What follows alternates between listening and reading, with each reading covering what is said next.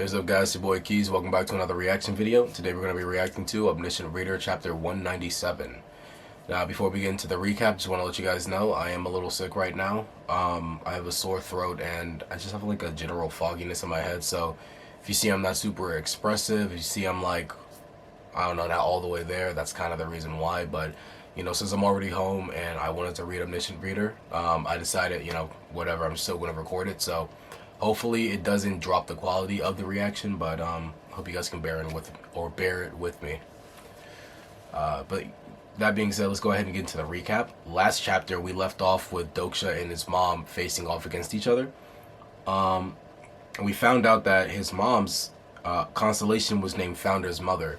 Now we don't know exactly what fictional or historic person that relates to, because obviously like that's just the name. We don't actually know who the actual identity behind Founder's Mother is. At least we don't as the reader. Dokja obviously does. So I'm curious to know like who that is, because it seems like it's a really powerful entity. And along with that, it seems as though she got this device called the 8-beaded, whatever it's called. It's something 8-beaded, but it gives her a stigma that allowed her to trap Dokja and Su Young inside of what seems to be a pocket dimension, because it's not like it's a cave. It shows a cave, right? And it shows them inside of a cave, but like it doesn't look that big from if you're looking outside of it. But when you're inside of it, you can see it's actually like quite a decent amount of space. So that's why I think it's like a little mini pocket dimension. Along with that, we saw that Dokja, to get out of this, he ended up using a device that he got a while back. And this device allows him to call on the power of different constellations. And apparently the person that he called is a historical grade, but one of the highest caliber. And surprisingly, he's so high caliber that when Dokja tried to, like, you know, contain his power, it ended up causing him pain. So, like, right now he's trying to adjust to the power of that constellation. And as a drawback, not only did he lose 5 like star points or whatever, he also ended up having his status, I guess, as a constellation suppressed, and he no longer has the ability to use some of his main stigmas. So that thing said it was for like 100 days. I wonder if he has a way to like get past that limitation, or like not limitation, but escape that, what is that called, that time limit or whatever it's called. Time limit is a good word for it. But I wonder if he has a way to get around that, because I don't think that 100 days in this world that Dokja can survive without using some of his abilities. I mean, if I'm taking that to be literal, like all his main abilities, I'm gonna guess he can't use any bookmarks. That means he can't read, I mean, the book itself. You know what I mean? Like, these are like important feature or important core stigmas that like he needs to use, especially if he's going to be fighting any type of like boss in this next scenario, right? So I'm wondering exactly how he's going to get around that. Maybe the power that he gets from the constellation that he just got is going to be powerful enough to deal with. You know what? Actually, that probably is what it's going to be. The constellation's power is probably going to be powerful enough for him to use it, or to not be able to use his own abilities. I don't know. Either ways, outside of that, we went to Dokja School, and we saw like the headquarters of like the Dokja Tower. We saw them learning and everything like that, and we saw one of the advanced Dokja talking about one of the classes that was going on. And in the class, they basically were teaching, hey, if a person on your stream seems to be a bad person, keep him in the bad category. Seem to be a good person, keep him in the good category. And the advanced guy was like, yeah, that's backwards logic, ain't it? And it's kind of funny because the other dude, who's like a lower, like a mid-tier Dokja, was like, bro, like, aren't y'all the ones that wrote the script? And he's like, listen, I gotta peddle it, but that don't mean I'm drinking the Kool-Aid, bro. You know what I'm saying? Like, that makes me feel as though there really is somebody else behind the scenes running things, because it's like, why would he say something like that? Why are you pushing this if you don't actually believe in it? I mean, he said that, you know, this is the way that you sell the best scenarios, right? This is how you sell, like, these scenarios sell the best, I mean, when you handle it this way. But at the same time, it's also like, if you don't believe in this philosophy, then like, why are you trying to push that agenda? So I think that there's somebody else that's outside of the Dokkaebis that is running the show, and that's why he is speaking this way, because it's like, it's not me that wants to do this, it's just that this is what we're tasked to do.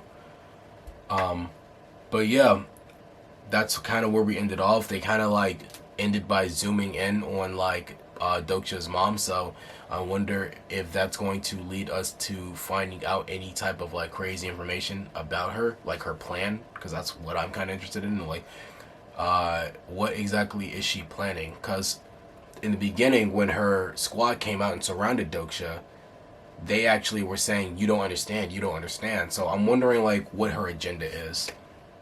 But yeah, let's go ahead and just jump into the reaction, guys. Okay, so we see Dokja's mom, and she just, yeah, she looks kind of how she always looks, but I feel like behind that face is just a lot of pain. That child, he was so small when he was young. Your Highness, stop with that title. It's enough having my son as the only person who talks like he's in a manhwa. Yeah. Suk-young-si, you didn't need to fight him. If you had honestly told him why you...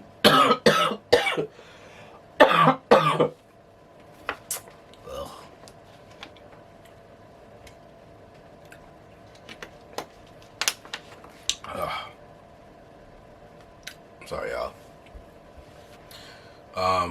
If you didn't need to fight him, if you had honestly told him about why you wrote that book, that child is now at an age where he can accept the truth. That's an interesting thing to say. That's an interesting thing to say. That you didn't need to fight him if you had honestly told him about why you wrote the book. Yeah, like, that's the big question. Why did she write this book? Did she write the book, again, to protect Dokja? Was it because it was her only way to express her inner thoughts and deal with the trauma that she was going through? Like, that's the real big question that we need to know, because my theory, again, was that Dokja probably suppressed a memory that he doesn't, and the memory that he suppressed was probably him killing his father or something like that, or at least aiding to help, and that she wrote the book to, like, pin it all on herself so that he's not implicated in it.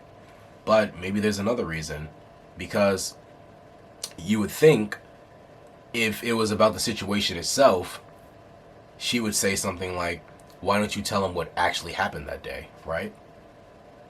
I don't know. Let's keep going, though. He isn't the 10-year-old boy you knew anymore, no? To me, he's still just a child, even if he turns 30 or 40.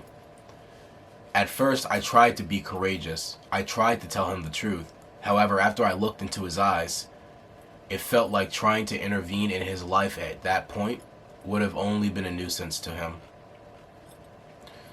I don't know if telling the truth to that child was really necessary to him. Perhaps it was something that I needed instead, because I didn't want to remain a bad mother. I offered 3 SS grade items and 20 years of my life as a tribute to my sponsor. Oh shit, that's a lot. In return, I secretly saw a line of fate that Olympus had hidden. Oh, is she going to see the death of him? Because Olympus is the one that has the fate of Dokja dying, right? So, or predicted the death of Dokja. So, if he doesn't go to the next scenario, incarnation Kim Dokja can live. Wow. Why didn't you just say that?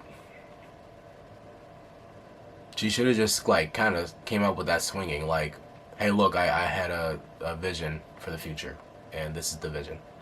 You could have, like, I mean, I guess, like, tensions were high about that because they were talking about the conversation about the past, but still, like, I don't know, I felt like if I was in that situation, I just would have interrupted that conversation. Like, hey, look, we can talk about that, but let me tell you this real quick.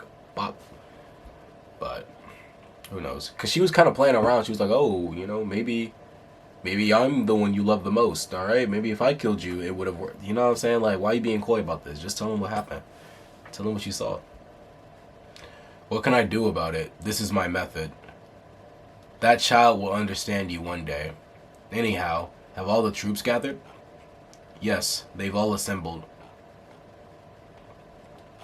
I guess we left outside of the... Or, you know what? No, they left outside of whatever dimension they were in, and I think Dokja and Su Young are still inside that dimension, inside another pocket dimension. Oh, man. Let's see, main scenario 10. Clear condition. You are eligible to participate in the last scenario of the Dark Castle. Gather 4 rankers to go up to the 3rd floor of the Dark Castle and enter the final scenario. The time limit is 30 days. Oh, wow. Okay, and the reward is 100 coins, 100,000 coins. Failure is death. Your current rank in the Dark Castle is rank number 2. Only incarnations ranked within the top 10 can challenge the final scenario with you. Currently, those 2 are the only top 10 rankers I have. Oh, the old lady. I forgot about her. When was the last time we saw her? Because I remember she was cool with Dokja at one point, right? I remember that. I still need 2 more rankers. They're coming. Oh, this is Dokja's group. Okay. Yusangasi, it's been a while. Ah, you were alive. I'm really, really glad. But where is Dokja? We can talk about that later.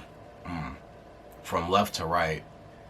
Li Hyung Sung, Shin Yu Seung, Jung Hee Wan, Lee Ji Hae, and Lee Giliong. It would have been a lot easier if you had only recruited characters from the original novel. It's just like you.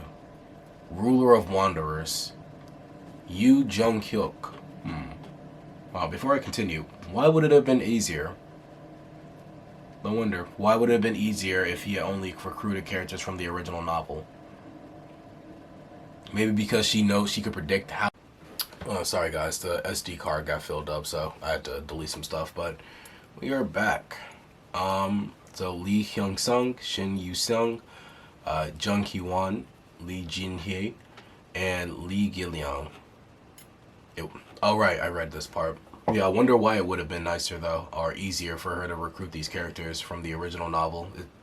It probably is because it probably was because of the fact that more than likely she would know a lot about these characters, and so since she knows a lot of information about them, she can better not only assess their skills and usefulness, but along with that, she might have an easier time trying to talk to them because she knows their personalities and their quirks. But since he's choosing some people who are not originally from the novel, now it's like, well, I don't know all these people, and I don't know how these people might have affected the other person. Let's see. Ruler of Wanderers. Yu Jung Hyuk. Why did you want to see me here? I figured it was about time for me to decide the end of the scenario. Are you also gathering the 4 heavenly kings? 4 heavenly kings? You need 4 rankers to go to the next scenario. Aren't you aware of this? Ah, yes, that's right. I was gathering them as well. I suppose you call that the 4 heavenly kings. How childish. Wow. Why are you trying to make an enemy of this, man? Yeah, yeah, Jung Hyuk did not like that. He's like, who the fuck is you calling childish? You've got one twisted mind, impudent child. What is this, a flex session? Even her man's in the back is like, what's going on? Meanwhile, Jung Hyuk is obviously fucking pissed off. You see the fucking neck vein. And Jin Hee is like, ooh, maybe I should leave the area. Maybe, are we safe here? Okay. Oh, title card. Whoa. Transcendence, was it? Certainly, that kind of energy fits the protagonist of the story. I would like to join forces with you. I want you to help me gather rankers. The rankers? Isn't your goal to save the world anyway? You'll need the most powerful lineup of incarnations possible to clear the next scenario. I can help you. Since my sponsor is the founder's mother. Okay, that got his attention. Who is the founder's mother? He's got to think about it. He's like, okay, you kind of spin right now a little bit. Alright, I'll give you some credence. Where is Kim Dokja? Why are you looking for him? I heard you have him. So, why? Don't tell me. Don't tell me. Are you going to include that child in your 4 heavenly kings? I'm not obliged to answer that question. Also, why would he not? Like, that's not a good response. Why would he not? Yeah, of course I was going to include him, bro. That's my guy, first off. And also, the nigga's damn near as strong, if not stronger than Jung Hyuk. So it's like, yeah, that's... You just said you needed, like, some of those powerful people, right? Who is more powerful than that nigga? Other than Jung Hyuk, which, to be honest with you, at this point, I don't even know. I think Dokja could possibly take him. Yeah, she ain't got no words for that. Your personality is exactly like he said. What did he say? That got his attention too. I heard that you shared your achievement in paradise with my son. Why did you do that? Because the stronger that idiot gets, the higher the chance of saving the world is. Aha. So you're saying that you were planning to use him. The way she twisted that. Kim Dokja I can't even speak. Kim Dokja is necessary for this world. She's like, oh, my son made an impact on this man. I feel like that's probably like the reason why she's looking like this, because it's like Dokja, if you read the novel, is known to be, brash. He doesn't care about people, especially in this scenario, or in that scenario, in this run through or whatever, or in this regression, I should say, because this is his 3rd regression. He's supposed to be this guy who doesn't give a fuck about anybody. So the fact that he holds Dokja to this high standard means he really had an impact on him, of course. We obviously know that, but I'm thinking that's why she's looking at that, because she also knows, because she knows about the story. He will be my companion. He's like, now listen, he's gonna be my companion, and you talking kind of crazy right now. Where the fuck is he? Pulling out that sword, man. And he will see the end of the scenario. Companion? That jerk. He's a complete psychopath. He cares about no one but himself, and he'll do whatever it takes to reach his goal. But the story won't progress without him. The Ways of Survival is that kind of novel. Could it be? I wish this story never ended. Hand over Kim Dokja. Okay, so she's seeing it. She's like, wow, my son's actually making a crazy difference. Then I will spare you. The fact that he was like, the fact he's saying that he was going to spare her if you hand him over, that like shows growth. That shows a lot of growth in him, man. Yo, why they show this fucking cracked panel of fucking Dokja, bro? That boy look like he is... He's the devil incarnate. I don't know. That's a wicked ass smile he has.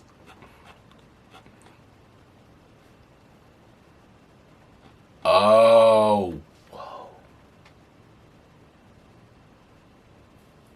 Wait, is it actually fucking Jung Hyuk? Is he actually the That'd be crazy. He actually might be it. He might fucking be it. He might be the fucking person that he loves the most. Because he's loved this novel, and the novel doesn't continue without fucking Jung Hyuk. So because his love for the novel is tied to Jung Hyuk because he's the main protagonist. So, bro. That would, okay. That would make sense. That would make a lot of sense if that's how what it turns out to be. That's crazy. The incarnation Kim Dokja will be killed by the one he loves the most. The true meaning of fate was, I see. I'm sorry, but I can't let you see my son. If a child hangs out with bad friends, then it's the responsibility of his mother to control that as well. Wow. I'm going to have to send my son back to reality now. What does that mean? What does that mean?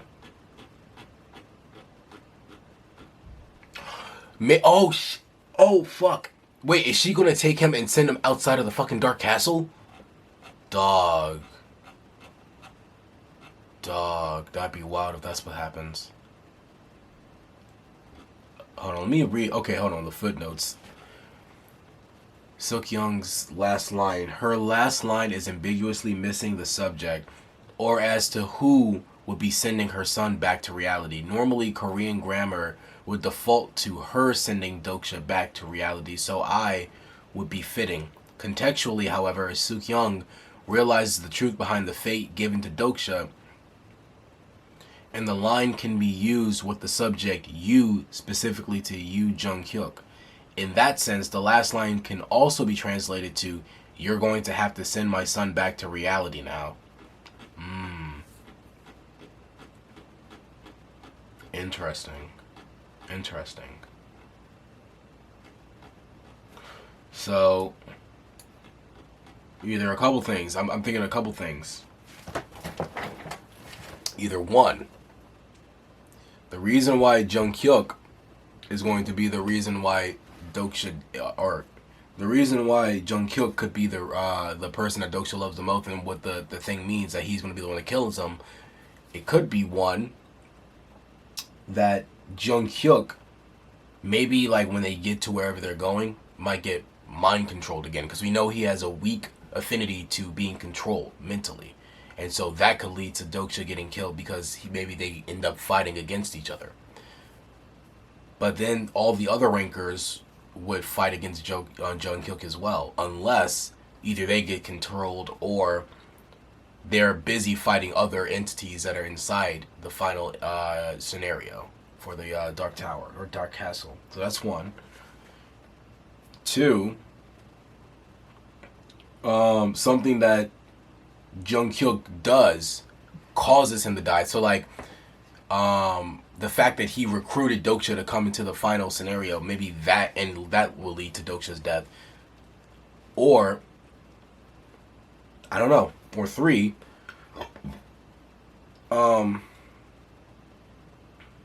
actually there is no three. I lied to you. Sorry. Sorry. Yeah, that's where my mind's at right now, though. It's either that Jung-hyuk is going to cause the death somehow by accident, or he's somehow taken over or like mentally fucked up, and then like he has to fight Jung-hyuk as a result, and that's, or not Jung-hyuk, he has to fight Dokja as a result, and that's how Dokja ends up dying. Either way, it's very interesting to see where we're going to continue. It looks also like his mom's about to take Dokja and send him back into Korea and send him outside of the Dark Castle so that he can't participate in the scenario. But I wonder what kind of consequences that would have. Along with that, we already know Dokja's about to break out because he's trying to take control of the Constellation's power to get out of the what's called in the first place. So, very interesting chapter, very interesting plot that or plot development.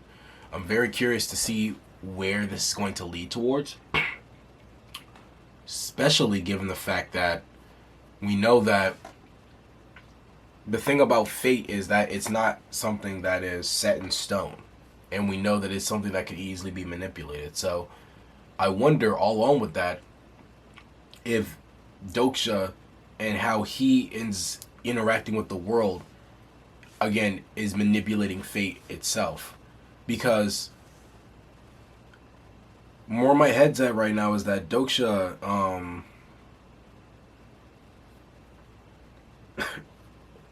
sorry, one sec, y'all. Alright, sorry guys. I'm just going to go ahead and end the reaction right here because I feel like I might throw up in a little bit. Which is, it's really disgusting, but I do feel that way. But if you guys enjoyed the reaction, I hope you guys liked the video. Please comment below your favorite part of the reaction on the chapter itself, and subscribe so you guys can see more reaction videos just like this, man. And I'll see you guys next time, hopefully not as sick as I am right now. Peace.